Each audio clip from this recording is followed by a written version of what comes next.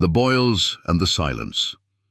Job sat motionless, surrounded by ash. His body, once clothed in the robes of wealth and honor, now bore only the crusted filth of disease and decay. Boils covered every part of him, angry, burning sores that oozed, cracked and bled.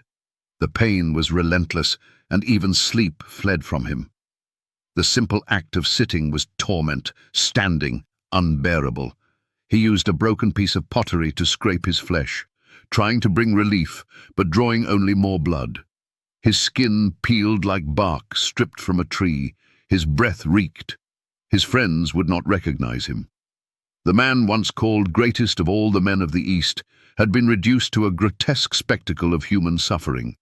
Yet, in the silence of his soul, a fire still flickered, weak but alive. It was not just his body that was under siege. His mind was haunted by memories of his sons laughing at feasts, of his daughters dancing under lanterns, of his servants tending the land, of the joy of prayer, the smell of offerings, the sound of praise. Now all of that was gone. The fire on his altar had gone cold. The wind carried no song. There was only groaning, day and night. He would later confess, "When I lie down, I say, when shall I arise? And the night continues, and I am continually tossing until dawn. My flesh is clothed with worms and a crust of dirt. My skin hardens and runs." Job 7:4-5. These were not poetic metaphors, they were the literal, gruesome truth of his condition. The silence of heaven screamed louder than any pain. No angel came to explain, no voice spoke to comfort. God, whom Job had loved and served without compromise, was silent. This silence was not merely divine delay, it was part of the test. For the greatest trial is not in the presence of pain, but in the absence of God.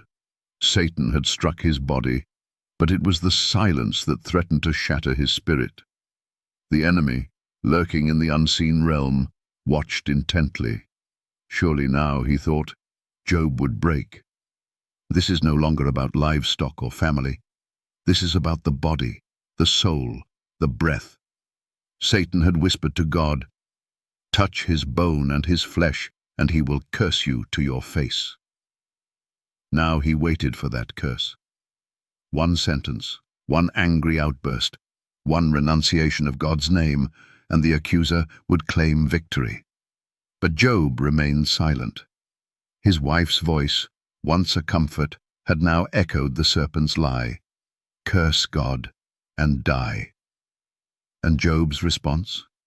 A whisper, cracked and soft. Shall we accept good from God and not adversity? These words were not from arrogance. They came from a man who had walked with God in both sunshine and storm. Though he was confused, though his soul staggered, his heart was still bowed in reverence. Then came the final touch of irony. His three friends arrived. Eliphaz, Bildad, and Zophar came from distant lands, having heard of his calamity. When they saw him, they did not recognize him. They tore their robes, wept loudly, and threw dust upon their heads. For 7 days and 7 nights they sat beside him in silence, saying nothing, for they saw that his grief was very great. But this silence was not unity. It was the calm before the storm of human judgment. Though they sat with him, they did not understand him. Though they mourned with him, they would soon turn against him. Job had passed the test of Satan, but a new trial, forged not by demons but by men, was now forming. And still, heaven said nothing. The silence remained. But so did Job's integrity.